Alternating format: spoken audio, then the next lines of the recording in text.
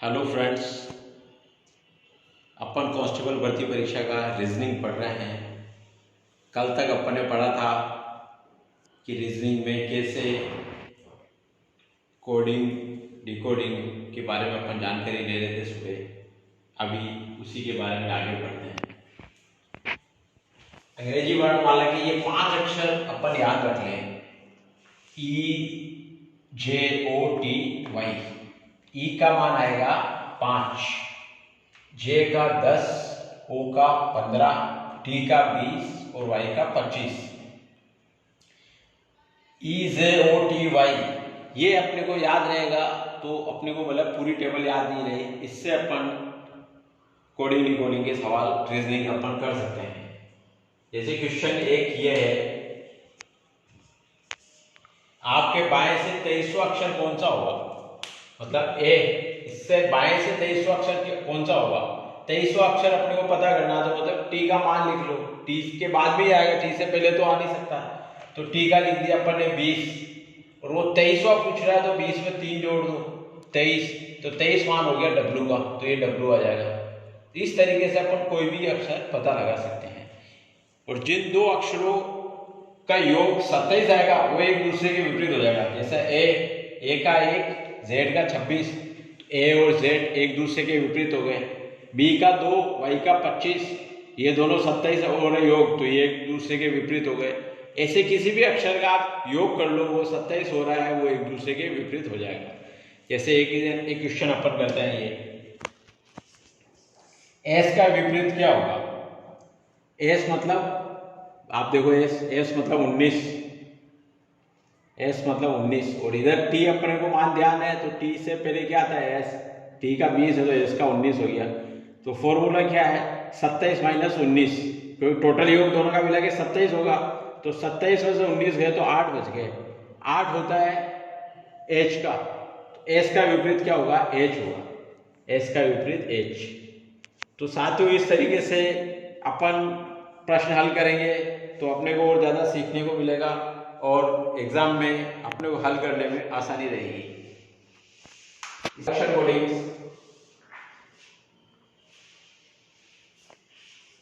ये है HAND, hand. सांकेतिक भाषा में हैंड को IBOE कहते हैं, है ना। ये संकेत में लिखते हैं, उसी से अपने को हल करना, मतलब प्रश्न में ही उत्तर छुपा होता है। सांकेतिक भाषा में हैंड को ये बोलते हैं IBOE। तो SILK को क्या कहेंगे? आप इसको ये पढ़िए और इसका उत्तर इसी में से लिखिएगा। एच, उधर देखो आप, एच के बाद क्या आता है? आई। इन्होंने क्या किया? एक अक्षर आगे लिखा। ए के बाद क्या आता? बी। एन के बाद क्या आता? ओ। डी के बाद क्या आता? ई। तो यही अपने को ये करना है। एस के बाद क्या आता है? देखो आप उधर, एस के बाद क्या आएगा?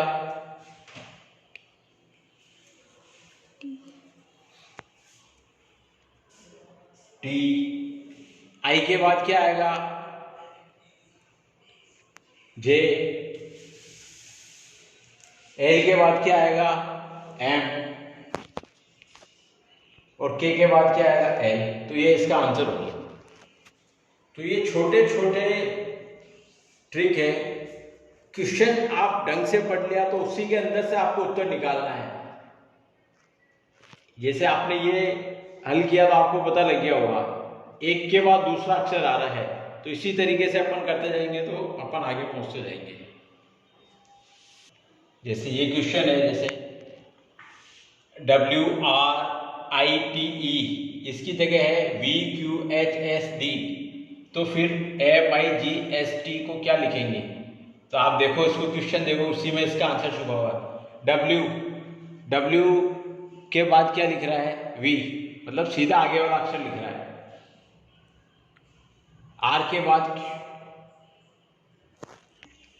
जैसे ये क्वेश्चन आपने देखा, इसके पहले वाला शब्द ये आ रहा है, ठीक है ना। तो ऐसे ये लिखा हुआ MIGHT, एम से पहले क्या आता है? L, आई से पहले क्या आता है? एच। जी से पहले क्या आता है? एफ। एच से पहले क्या आता है? जी। और टी से पहले क्या आता है? आप उसमें देखो टेबल में, टी से पहले आ रहा है एस, तो एस हो गया। ऐसे ये लिखा हुआ है चेयर, CHAIR, इसको लिख रहा है EJCKT, तो लाइट को क्या लिखेंगे? मतलब सी के बाद एक छोड़ के दूसरा अक्षर ले रहे हैं। सी के बाद डी आता, डी छोड़ के ई लिया, एच के बाद आई छोड़ के जे लिया, ए के बाद बी छोड़ के सी लिया, आई के बाद जे छोड़ के के लिया, और आर के बाद एस छोड़ के टी लिया। मतलब एक अक्षर छोड़ के दूसरा अक्षर लिख रहे हैं। तो अपन ये एल, एल के बाद क्या लेंगे? एम छोड़ के एन लिखेंगे, एन। आई छोड़ के जे छोड़ के के लिखेंगे, और जी, जी के बाद एच छोड़ के आई लिखेंगे, और एच, एच के बाद आई, एच के बाद आई छोड़ के जे लिखेंगे, आई छोड़ के जे लिखेंगे, और टी के बाद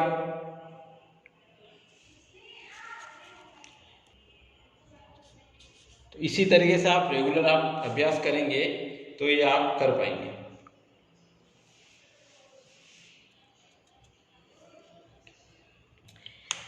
ठीक है ना साथियों?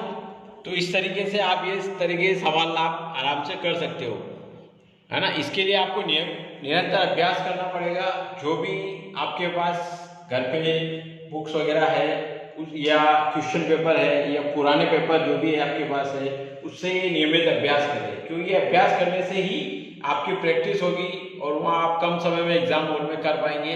इसीलिए आप निरंतर अभ्यास जारी रखें। हाँ, जैसे ये लिखा हुआ साथियों, देखो MOTHERS को एक लिखते हैं SRETHOM, तो BROUGST को क्या लिखेंगे? तो इसमें देखो आप कैसे लिख रखा है इन्होंने, एक का उल्टा कर रखा है, मतलब इसको यूं कर दिया, कांच में दिखा दिया जैसे कर रहा है। ये S पहले ले लिया, फिर R ले लिया, फिर E ले लिया, फिर H ले लिया, फिर T और M। ऐसे ही यहाँ इन्होंने पूछा है BROUGST को क्या कहेंगे? तो उल्टा दिखा दो, आईना दिखा दो। T पहले आ गया, फिर H ले लिया, फिर G आ गया, फिर U आ गया, फिर O, R और B। ऐसे ही ये है BLADE को SPTFA कहते हैं, तो BALE को क्या कहेंगे?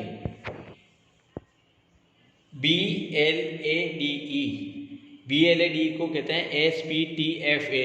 तो इसके नीचे ये लिख दिया, B के नीचे S, L के नीचे P, A के नीचे T, D के नीचे F और E के नीचे A। और ये क्वेश्चन पूछ रहा है BALE को क्या कहेंगे? BALE। तो B के नीचे क्या लिखा अपन ने? S, तो S लिख दिया। A के नीचे T लिखा तो T लिख दिया, L के नीचे P लिखा तो P लिख दिया, और E के लिए A लिखा तो A लिख दिया। तो आंसर अपना होगा STPA। ऐसे ही एक क्वेश्चन है, चेयर CHAIR को 5 3 2 6 9 कहेंगे और EAR को 7 2 9 कहेंगे, तो HEAR को क्या कहेंगे? तो ये सबसे पहले ये उतार दो आप, CHAIR, जो अंक दे रखे हो अंक उसके नीचे उतार दो। C के नीचे 5, H के नीचे 3, A के नीचे 2, I के 6, R के 9। ईयर के लिए वो बोल रहा है जैसे 7, E के नीचे 2 और 9 उतार दिए। तो अब ये पूछ रहा है HEAR के लिए क्या कहेंगे? H के लिए कितने अंक आ रहे हैं आप उसको देखो, H के लिए अंक आ रहे हैं 3,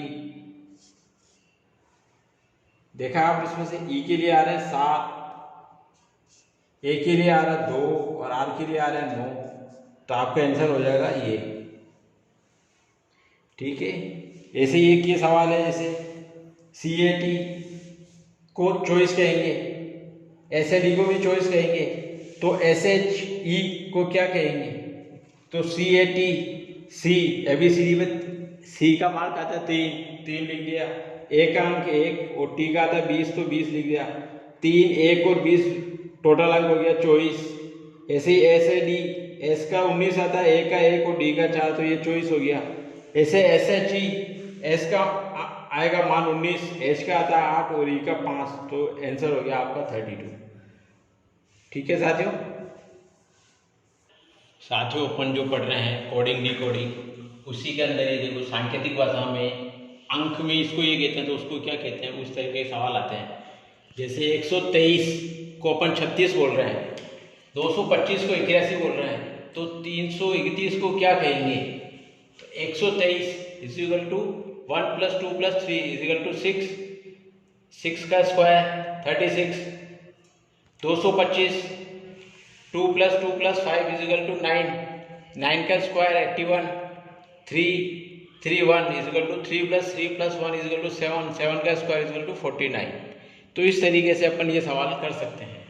ऐसे एक प्रश्न आता है, यदि बादल को सफ़ेद कहेंगे और सफ़ेद को हवा कहेंगे, हवा को नीला कहेंगे और नीले को पानी कहेंगे और पानी को बिजली कहेंगे, तो बताओ पक्षी कहाँ उड़ेंगे? सवाल पढ़िए आप ढंग से, आपको इसी के अंदर उत्तर मिलेगा। इस तरीके के प्रश्न आते हैं तो उसमें करने का सबसे बढ़िया तरीका होता है प्रश्न पढ़ो और अपना स्वयं का मन क्या कह रहा है वो चीज लिख दो। सबसे पहले बादल आ रहा है तो पक्षी कहाँ उड़ेंगे? तो पक्षी कहाँ उड़ते हैं? हवा में उड़ते हैं, तो हवा लिख दिया। हवा के बाद क्या शब्द आ रहा है? नीला, तो नीला लिख दिया। तो ये आपका उत्तर हो जाएगा, पक्षी नीले में उड़ते। एक ये प्रश्न आता है, इसमें लिखा हुआ आता है NEETIN FU, इसका अर्थ होगा हाउ आर यू। उसके बाद लिखा हुआ NEETINSE, इसका अर्थ हो रहा है वेयर आर यू। तो इसमें वेयर को क्या कहेंगे? क्वेश्चन आप एक बार वापस ढंग से पढ़िए। ये दोनों वर्ड सेम है ना? इनका अर्थ हो रहा है आर यू, इसका अर्थ हो रहा है हाउ। तो ये SE जो बच रहा है इसका अर्थ होगा वेयर, तो वेयर को क्या कहेंगे? SE। ऐसे एक क्वेश्चन आता है, इसमें लिखा हुआ SOLE को कहेंगे $5 हैश और DIME को कहेंगे 3% 7 हैश लिखते हैं, तो MODES को क्या लिखेंगे? प्रश्न वापस ढंग से एक बार पढ़ो और उसको फिर लिखो। SOLE को ये बोल रहा है, तो यहाँ अलग अलग ये मैंने उतार दिया। SOLE, S के सामने आ रहा है डॉलर लिख दिया, O के सामने आ रहा है 5 लिख दिया, L के सामने आ रहा है 4 लिख दिया, E के सामने आ रहा है हैज लिख दिया, D के सामने आ रहा है 3 लिख दिया, I के सामने आ रहा प्रतिशत लिख दिया, M के सामने आ रहा 7 लिख दिया, E के सामने आ रहा हैज लिख दिया। तो अपने को MODES को क्या कहेंगे? M के सामने क्या आ रहा है वो देखो आप 7, तो ये 7 लिख दिया आपने। O के क्या आ रहा है 5, ये 5 लिख दिया। D के सामने क्या आ रहा है 3 आ रहा है, 3 लिख दिया। E के सामने क्या आ रहा है देखो आप, E के सामने हैज आ रहा है, हैज लिख दिया। S के क्या आ रहा है सामने? S डॉलर आ रहा है, डॉलर लिख दिया। ये आपका आंसर हो गया। साथियों, आज अपन ने रीजनिंग के अंदर कोडिंग और डिकोडिंग आज पूरा पढ़ लिया है। इसकी आप जितनी एक्सरसाइज कर सकते हैं, जितनी तैयारी कर सकते हैं, वो तैयारी आप करें। आप जितना अभ्यास करेंगे सवाल हल करने की, उतना ही आपका पेपर अच्छा होगा। और आपको अगर कोई भी तकलीफ है, कुछ समझ में नहीं आ रहा है, तो मेरे ये नंबर है, इस पर आप 8696902395 इस नंबर पर मुझे कॉल कर सकते हैं या इस नंबर पर मुझे व्हाट्सएप करके आप अपनी समस्या बता सकते हैं। जय हिंद।